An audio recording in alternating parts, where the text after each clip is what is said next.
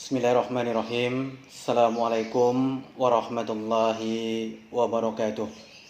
Alhamdulillah, alhamdulillahi wa syukurillah. La haula wa la quwata illa billahil aliyil azim.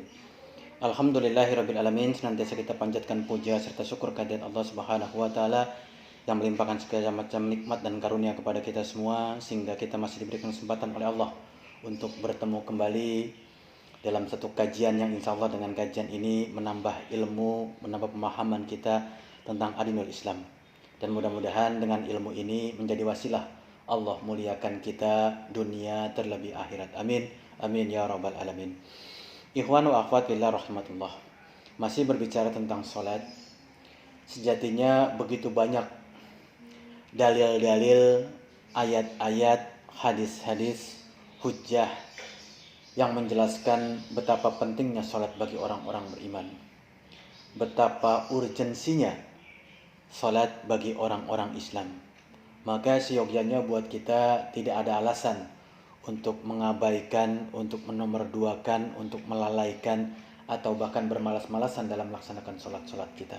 Karena sejatinya sholat sebagai cerminan kualitas keimanan kita.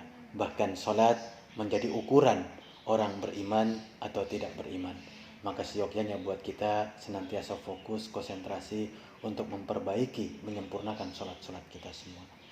Sehingga sangat mengherankan ikhwan wa akhwat fillah, jika ada orang-orang yang mengaku dirinya beriman, dirinya Islam, masih melalaikan sholatnya, masih menomorduakan sholatnya, masih nanti-nanti dalam sholatnya, bahkan meninggalkan sholatnya. Sangat mengherankan, karena tidak disebut dia beriman kalau dia meninggalkan sholat. Maka kita semua berharap Allah berikan kemudahan kita melaksanakan sholat-sholat kita. Allah berikan kemudahan kita mendapatkan kekhusyuan dalam sholat-sholat kita. Allah berikan kemudahan kepada kita ketika kita sholat, kita bisa menikmati manisnya ibadah sholat-sholat kita. Ikhwan wa akhwat fillah rahmatullah. Sejatinya sholat adalah penenang dalam kehidupan kita. Dengan kehidupan yang begitu berat, banyak cobaan, banyak ujian, banyak musibah, sejatinya sholat itu penenang jiwa orang-orang beriman. Rasulullah SAW ketika lepas melaksanakan aktivitas yang besar, apakah itu peperangan, apakah itu aktivitas-aktivitas yang lainnya menguras tenaga fisik dan seterusnya, seringkali dia minta kepada Bilal bin Rabah, wahai Bilal, tenangkan jiwa-jiwa kami, tenangkan hati-hati kami, tenangkan jasad-jasad kami dengan sholat. Jadi Rasulullah SAW minta Bilal mengumandangkan azan agar para sahabat dan Rasulullah melaksanakan sholat. Dengan sholat mereka mendapatkan ketenangan. Perhatikan ikhwan wa akhwat fillah rahmatullah. Sholat dalam kacamata Rasulullah SAW merupakan penenang bagi jiwa dan raga. Maka seyogyanya orang-orang beriman kalau dia ingin mendapatkan ketenangan dalam hidup, jangan pernah tinggalkan sholat. Kalau dia ingin mendapatkan ketenangan dalam kehidupan ini, perbanyak sholat. Kalau mereka ingin mendapatkan ketenangan dalam kehidupan ini, sempurnakan sholat-sholat. Karena sholat itu menjadi ketenangan jiwa bagi orang-orang yang beriman. Namun ironis, ikhwan wa akhwat fillah rahmatullah, kebanyakan kita merasa tenang kalau tidak melaksanakan sholat, atau merasa tenang kalau sudah melaksanakan sholat. Sehingga sering kita dengar orang-orang mengatakan begini, alhamdulillah sudah tenang karena sudah melaksanakan sholat. Jadi karena sudah di luar sholat, sudah tidak melaksanakan sholat, jiwa mereka menjadi tenang. Padahal seharusnya yang tenang itu ketika melaksanakan sholat. Ketika dalam sholat, jiwa mereka menjadi tenang. Jadi seharusnya di luar sholat itu mereka sulit untuk mendapatkan ketenangan. Kenapa? Di sholat itu mereka mengingat Allah, zikir kepada Allah. Karena zikir kepada Allah itu menjadi pengingat kepada Allah. Dengan mengingat Allah, jiwa menjadi tenang. Maka ikhwan wa akhwat fillah rahmatullah, berupaya kita sungguh-sungguh agar senantiasa kehidupan kita menjadi tenang dengan adanya sholat. Ikhwan wa akhwat fillah rahmatullah, mari pelan-pelan coba kita pelajari hakikat dari sholat itu sendiri. Pelajaran ibroh apa yang kita dapatkan dari sholat. Karena berapa banyak hari ini orang sholat, dia baik di dalam masjid, dia baik di musola, dia baik di rumahnya ketika melaksanakan sholat. Tapi lepas sholat, akhlaknya, tingkah lakunya, adabnya tidak mencerminkan dia menjaga sholatnya. Lalu apa pelajaran sholat itu sendiri? Pertama, ikhwan wa akhwat fillah rahmatullah, Sholat sebaik-baik sholat itu berjamaah. Sholat berjamaah kadarnya, ukurannya, tingkatannya jauh lebih besar dibandingkan sholat secara pribadi. Bahkan kedudukan sholat secara berjamaah jauh dibandingkan sholat secara sendiri-sendiri. Maka kita lihat sholat secara berjamaah memberikan banyak pelajaran buat kita semua. Pertama, sholat berjamaah kita diperintahkan di sini ibrahnya adalah kita harus berjamaah. Kita punya saf-saf yang rapi, jangan renggang, harus rapat sedemikian rupa. Kita diperintahkan, kita diajarkan untuk berjamaah. Jadi dalam beribadah kita diperintahkan untuk berjamaah. Kira-kira pertanyaannya, untuk bermasyarakat, bermuamalah, beraktivitas di luar ibadah, perlu tidak kita berjamaah? Maka jawabannya, wallahi demi Allah, pasti untuk ibadah saja perkara yang paling besar, yang paling penting, kita diwajibkan untuk berjamaah, apatah lagi untuk aktivitas di luar ibadah. Maka wajib hukumnya untuk melaksanakan jamaah. Maka ketika bicara masalah sholat pertama mengajarkan kita untuk berjamaah. Karena sejatinya, ikhwan wa akhwat fillah rahimakumullah, tidak ada satu ibadah pun yang bisa dilakukan secara pribadi. Semua harus dilaksanakan secara berjamaah. Mulai dari sholat, zakat, saum, haji. Adakah ibadah yang bisa dilaksanakan sendiri? Wallahi demi Allah, tidak ada. Semua ibadah harus dilaksanakan secara berjamaah. Maka pelajaran pertama, mendasar, pokok buat kita semua, sholat mengajarkan kita berjamaah. Dengan berjamaah manusia akan terjaga dalam kebaikan. Dengan berjamaah manusia akan terjaga keselamatannya. Maka kita harus terus menjaga ukhuwah, menjaga persatuan, menjaga jamaah. Karena jamaah sumber kebaikan buat kita semua. Maka kata Umar bin Khattab dalam satu atsarnya, la Islam illa bi jamaah, la jamaah illa bi imarah, la imarah illa bi ta'ah. Jadi begitulah Islam, tidak ada Islam tanpa jamaah, dan tidak ada jamaah tanpa pemimpin, dan tidak ada pemimpin tanpa ketaatan. Nah, berikutnya pelajaran berikutnya dari sholat. Setiap gerakan sholat kita, bacaan kita, siapa yang kita ikuti? Tidak lain adalah imam, pemimpin. Dan pemimpin dalam sholat dihadirkan, tidak ada tujuan lain untuk diikuti, untuk ditaati. Maka pelajaran berikutnya ketika kita bicara masalah sholat, kita harus punya pemimpin yang bisa kita ikuti, yang membimbing kita, yang memberikan petunjuk kepada kita. Pertanyaannya, ketika dalam sholat kita taat, tunduk, patuh kepada imam. Imam ruku, kita ruku, dia takbir, kita takbir, dia sujud, kita sujud. Tidak pernah kita sedikit pun mendahului dia. Pertanyaannya, ketika bermasyarakat, apakah tidak perlu kita punya pemimpin yang kita taati seperti itu? Perlu. Karena itulah yang membimbing kita dalam kebaikan. Maka sholat pertama mengajarkan kita harus berjamaah. Yang kedua mengajarkan kepada kita harus punya pemimpin. Tadi Umar mengatakan, la Islam illa bi jamaah, la jamaah illa bi imarah, la imarah illa bi ta'ah. Tidak ada pemimpin tanpa ketaatan. Maka taatnya kita dalam sholat menjadikan kita taat kepada pemimpin. Karena Allah pun berfirman kepada kita, ya ayyuhalladzina amanu ati'ullah wa ati'ur rasul wa ulil amri minkum. Taatlah kepada Allah, taatlah kepada Rasul dan ulil amri di antara kalian. Ikhwan wa akhwat fillah rahmatullah. Taat kepada Allah jelas tidak ada perselisihan buat kita. Taat kepada Rasul pun jelas tidak ada perselisihan kepada kita. Lalu bagaimana taat kepada pemimpin? Di sini seringkali kita terfitnah. Pemimpin yang seperti apa yang harus kita taati? Pemimpin yang macam seperti apa yang harus kita ikuti? Padahal ayat ini sangat jelas menggambarkan kepada kita, memberikan informasi kepada, menjadi hujah buat kita semua. Ya ayyuhalladzina amanu. Yang diperintahkan untuk taat kepada Allah dan Rasul itu orang beriman. Bukan orang lain. Orang beriman yang mengaku dirinya beriman diperintahkan oleh Allah dan Rasulnya, ati'ullah wa ati'ur rasul.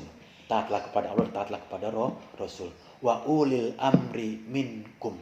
Dan taatlah kepada pemimpin minkum di antara kalian. Siapa kalian itu? Dibalikkan kepada nisbat awal ayatnya. Ya ayyuhalladzina amanu. Hai orang-orang beriman. Jadi minkumnya di sini adalah orang beriman. Jadi taat kepada pemimpin terhadap pemimpinnya orang-orang beriman. Jadi kalau pemimpinnya orang beriman, maka yang terangkat adalah pemimpin orang beriman atau orang beriman itu sendiri. Apa ciri orang beriman itu? Innamal mu'minuna alladzina amanu billahi wa rasul summa lam yartabu. Pemimpinnya orang beriman itu yang taat kepada Allah dan Rasulnya summa lam yartabu, tanpa sedikit pun keraguan. Kalau ini sudah perintah Allah, ini perintah Rasul, sami'na wa ata'na. Dia dengarkan, dia kerjakan. Dia taat, dia tunduk. Walaupun akarnya, pikirannya belum sampai menjangkau, tapi keyakinan dia, iman dia kepada Allah dan Rasulnya summa lam yartabu. Nah, pemimpin yang seperti itu yang harus kita ikuti, yang harus kita taati. Kalau ada pemimpin tidak seperti itu, tidak summa lam yartabu terhadap perintah Allah dan Rasulnya, wallahi demi Allah, tidak wajib untuk kita ikuti.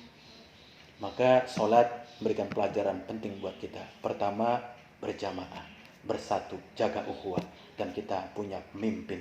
Siapa pemimpin orang beriman? Adalah pemimpin di antara orang-orang beriman yang berilmu, yang punya pengetahuan, yang punya hidayah, yang memberikan hidayah kepada orang-orang di sekitarnya. Maka pemimpin buat orang-orang beriman adalah satu keniscayaan.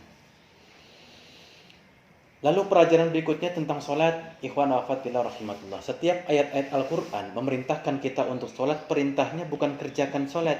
Ya ayyuhalladzina amanu aqimus sholat. Hai orang-orang beriman, tegakkan sholat. Tegakkan sholat, aqimus sholat, berbeda dengan kerjakan sholat. Kerjakan sholat asal rukunnya benar, syaratnya benar, kaifiatnya benar, tata caranya benar, dia telah mengerjakan sholat. Kalau aqimus sholat, menegakkan sholat, tidak sekedar itu. Maka perhatikan Rasulullah SAW ketika menegakkan sholat, apa yang beliau lakukan? Dia siapkan infrastruktur secara fisik, dia siapkan juga infrastruktur secara non-fisik.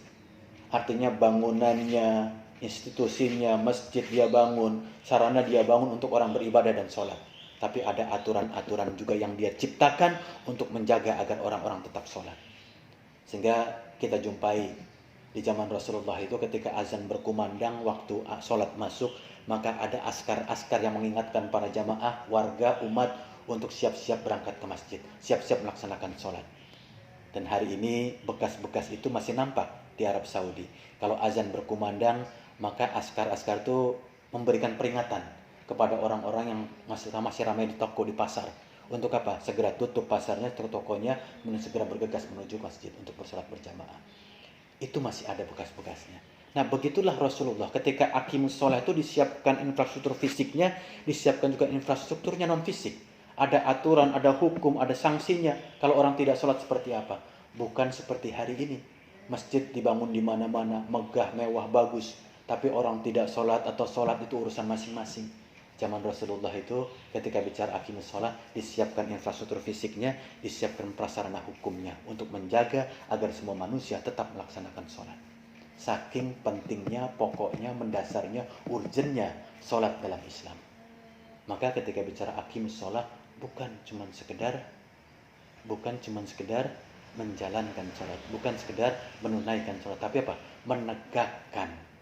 Maka mustahil bisa menegakkan sholat dengan menyiapkan infrastruktur fisiknya dan hukum-hukumnya kalau dilakukan secara pribadi-pribadi. Maka harus ada jamaah, ada pemimpin yang mengatur prosesi ini semuanya. Baru kita bisa menegakkan sholat. Lalu pelajaran berikutnya, ikhwan wa akhwat fillah rahmatullah, terkait dengan sholat. Sholat itu sejatinya mentarbiyah orang-orang beriman, mendidik orang-orang beriman menjadi orang-orang yang paripurna, yang baik ketika dia melaksanakan sholat, dan dia pun baik ketika di luar sholat. Dia menjadi orang-orang yang khusyuk ketika dia sholat, dia menjadi orang yang khusyuk pula di luar masyarakat, atau di masyarakat, atau di luar sholat. Jadi orang ketika melaksanakan sholat itu ditarbiyah sedemikian rupa menjadi baik akhlaknya. Orang ditarbiyah sedemikian rupa bisa meninggalkan perbuatan fasad dan mungkar. Karena sejatinya sholat itu inna sholata tanha anil fasad wal mungkar. Bahkan orang kalau rajin sholatnya, bagus bacaannya, sholatnya tidak pernah tertinggal, tapi akhlaknya, adabnya, kemungkar masih dia kerjakannya, tidak ada sholat baginya. Fawailul lil musallin, celakalah para musallin. Siapa musallin? Orang-orang yang sudah mengerjakan sholat. Kenapa dia celaka? Karena lalai dalam sholatnya. Sholat dikerjakan, maksiat dikerjakan. Sholat dikerjakan, zoliman dilaksanakan. Sholat dikerjakan, perbuatan dosa pun masih dikerjakan. Yang seperti ini, fawailul musallin, celakalah orang-orang yang mengerjakan sholat. Maka sholat itu mentarbiyah orang-orang beriman, baik dalam ketika dia sholat, baik ketika di luar sholat. Khusyuk ketika dia sholat, khusyuk ketika di masyarakat. Baik akhlaknya ketika sholat, baik juga akhlaknya ketika di masyarakat. Ini akibat tarbiyah dari sholat. Nah, sudahkah kita pahami? Sholat kita baru bernilai di hadapan Allah kalau kebaikan dalam sholat kita terbawa dalam kebaikan di masyarakat. Baru ibadah kita diterima oleh Allah. Karena kalau tidak, tetap sia-sia di hadapan Allah Subhanahu wa taala. Nah, berapa banyak hari ini kita baik dalam sholat kita tapi buruk dalam bermasyarakat. Baik sholat kita, buruk dengan tetangga kita. Baik dalam sholat kita, masih berburuk sangka dengan orang lain, menzolimi orang lain, berbuat maksiat, berbuat fasad dan mungkar. Yang seperti ini tidak ada sholat bagi orang-orang. Maka perhatikan betul, sholat, inna sholata tanha anil fasad wal munkar. Pernah satu ketika sahabat bertanya kepada Rasulullah, "Ya Rasulullah, masihkah engkau ingat seorang pemuda Yahudi yang telah masuk ke dalam Islam?" Lalu Rasul berpikir sejenak lalu mengatakan, "Ya, aku ingat. Kenapa dengan dia?" Lalu sahabat berkata, "Ya Rasulullah, sejak dia masuk ke dalam Islam, perbuatan maksiat, dosa, menzolimi orang lain tetap dia kerjakan." Apa kata Rasulullah? "Ajarkan dia sholat."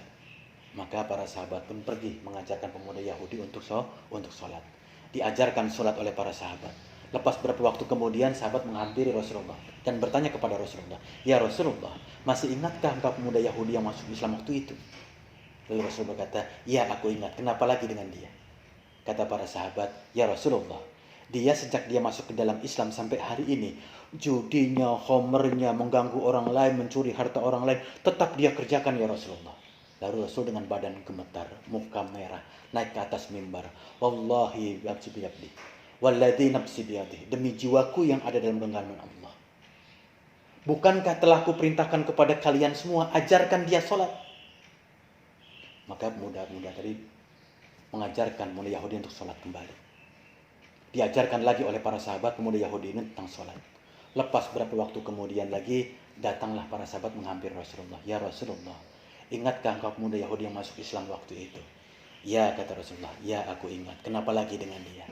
Lalu sahabat berkata, "Ya Rasulullah, mulai hari ini ya Rasulullah, dia telah tinggalkan perbuatan fasad dan mungkarnya. Dia telah tinggalkan kemungkarannya, gomernya, judinya, mengganggu orang lain, dia telah tinggalkan ya Rasulullah." Rasul pun dengan badan gemetar, muka merah, mata melotot, naik ke atas mimbar dan berkhutbah. "Walladzi nafsi biyadih, demi Allah yang jiwaku, nyawaku dalam genggamannya. Bukankah telah aku perintahkan kepada kalian semua, ajarkan dia sholat? Wallahi demi Allah, saksikan hari ini dia telah sholat." Maka kata Rasulullah, orang kalau sudah bisa meninggalkan fasadnya, mungkarnya, kemaksiatannya, dosanya, semua keburukannya, maka itulah orang disebut dengan sholat. Itulah orang melaksanakan sholat. Kalau masih bergelimang dengan dosa maksiat, wallahi demi Allah, sebaik apapun sholatnya, belum bernilai di hadapan Allah. Jadi orang kalau sudah benar sholatnya, maka dia bisa tinggalkan fasad dan mungkar. Kalau sudah tertinggalkan fasad dan mungkarnya, cerminan ibadahnya, sholatnya benar di hadapan Allah. Nah, ikhwan wa akhwatillah, fasad dan mungkar itu perbuatan-perbuatan maksiat yang kita secara pribadi tidak akan pernah sanggup meninggalkan secara pribadi. Ada kemungkaran yang namanya berzina, ada kemungkiran namanya khamr, minuman keras, ada namanya judi, dan seterusnya dan seterusnya. Apakah kita secara pribadi bisa meninggalkan fasad dan mungkar itu? Wallahi demi Allah, hanya dengan berjamaah, dengan punya pemimpin sajalah semua fasad dan mungkar itu bisa kita tinggalkan. Maka ikhwan akhwat fillah rahimatullah, pelajaran paling mendasar dari sholat itu mengajarkan kita orang-orang beriman. Ingat, kebahagiaan kita tergantung keberadaan kita dalam jamaah. Keselamatan kita tergantung keselamatan kita dalam jamaah. Dan ketaatan kita kepada pemimpin mencerminkan kesempurnaan iman kita. Mudah-mudahan Allah senantiasa berikan pemahaman, berikan ilmu, berikan hidayah kepada kita semua. Sehingga sholat yang sekian tahun kita laksanakan, sekian kali kita laksanakan, memberikan pengajaran kepada kita, memberikan ibroh kepada kita, memberikan pencerahan kepada kita. Sejatinya sholat bukan sekedar melaksanakan sholat, tapi sholat mentarbiyah kita agar kita sadar pentingnya berjamaah, pentingnya punya pemimpin. Agar dengan cara seperti itu Allah selamatkan kehidupan kita, baik dunia terlebih akhirat. Yang hak datang dari Allah, kelemahan, kekurangan, hilaf dan salah datang dari saya pribadi.